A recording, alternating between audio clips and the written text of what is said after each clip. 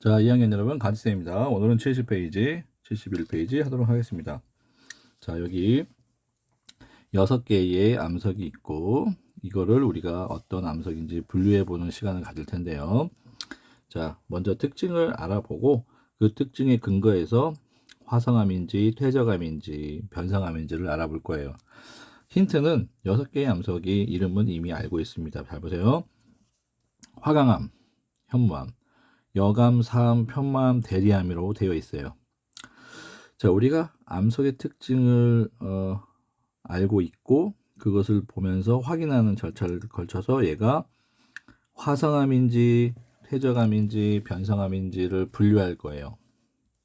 미리 정답은 다 나와 있지만 알아보겠습니다. 자, 얘를 돋보기로 다 관찰할 겁니다. 돋보기로 잘 관찰했더니 1번하고 2번에 큰 차이가 있어요. 보세요. 1번하고 2번은 얘네들이 이루는 알갱이. 이 알갱이가 뭘까요? 암석을 이루는 광물이에요. 자, 광물인데 이 광물이 큽니다. 그리고 1번은 광물이 크고 밝은 색과 검은 광물이 있어요. 알갱이가 크고 밝은 색과 검은색 광물이 있는 것은 요 6개 중에 뭐에 해당할까요? 우리가 알고 있는 사진으로만 봐도 특이한 이 화강암에 해당할 겁니다. 자, 그래서 1번은 화강암일 가능성이 높고, 자, 이번에는 알갱이 크기가 작아요.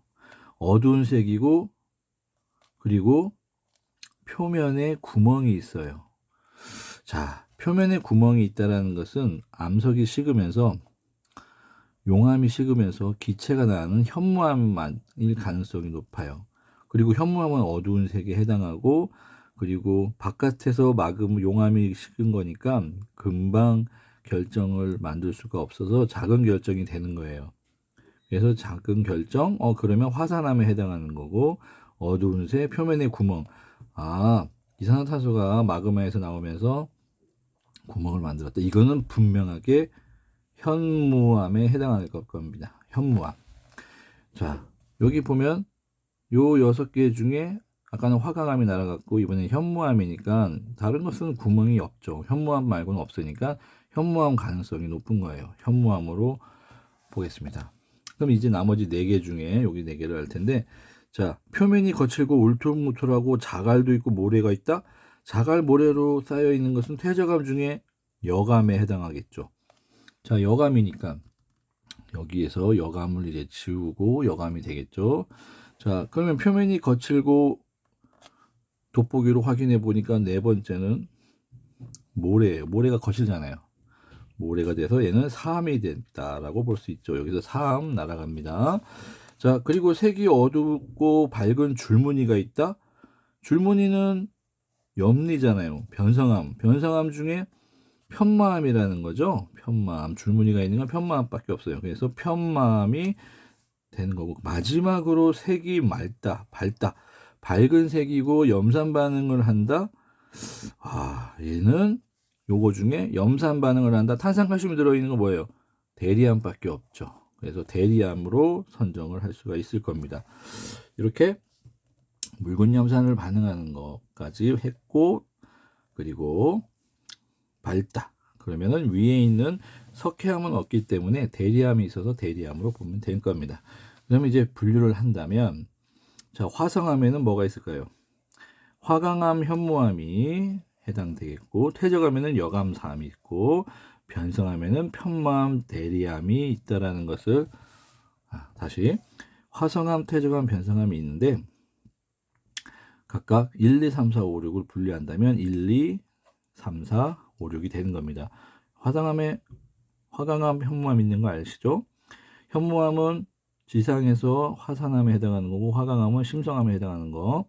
퇴적암에는 여감사 기억나시죠? 그 퇴적물의 종류에 따라서 이렇게 분류할 수 있었죠. 자, 변성암은 원래의 암석이, 편마암은 뭐예요?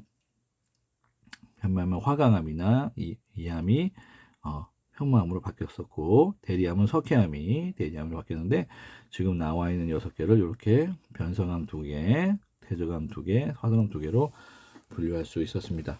이렇게 우리는 암석의 특징을 갖고서도 얘가 무슨 화성암인지, 퇴적암인지, 변성암인지도 알 수 있습니다. 자, 이제 암석은 이제 순환을 하는데요.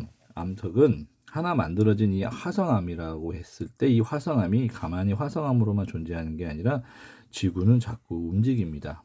지구는 판구조론에 의해서 자꾸 움직이면서 마그마가 생기고 마그마가 의해서 다시 이 굳어서 화성암이 되지만 그 지표가 위로 올라오거나 내려오거나 밖에서 풍화 침식에 의해서 깎여서 퇴적물이 되고 이 퇴적물이 다시 또 다져지고 굳어지면은 퇴적암이 되고 이 퇴적암이 다시 열과 압력을 받으면 변성암이 됩니다. 변성암이 더 높은 열과 압력을 받으면 녹아서 마그마가 된단 말이죠.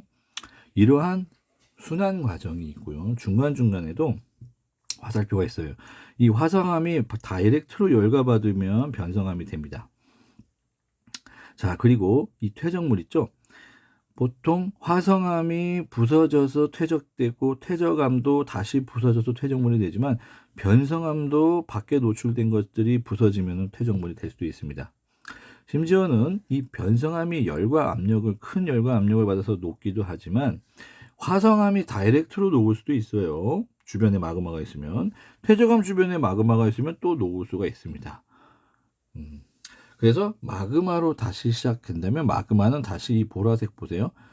점점 그 마그마 상태로 땅속에서 깊은 곳에 식으면 화성암 중에 심성암이 되는 거죠.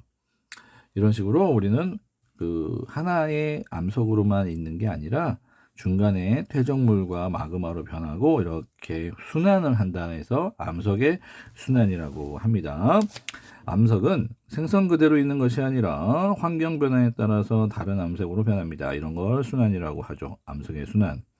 그리고 그림과 같이 암석이 잘게 부서지고 깎이면 퇴적물이 되는 거 아시죠? 퇴적물이 다져지고 굳어지면 퇴적암. 퇴적암이 지하 깊은 곳에서 이동하여 열과 압력을 받으면 변성암. 더 높은 열과 압력을 받으면 마그마가 됩니다.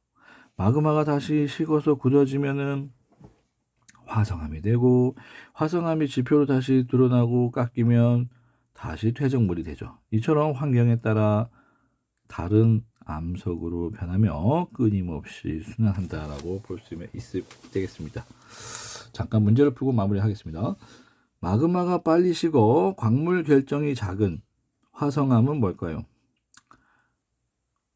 빨리 식는다는 것은 용암이 돼서 마그마가 분출돼서 밖으로 나왔기 때문에 화성암 중에 지표에서 굳어서 만들어지는 화산암이 되고, 참고로 화성암인 중에 땅속 깊은 곳에서 만들어서도 굳어지면은 심성암이 되는 거죠. 그래서 심성암에 대응되는 화산암이 됩니다.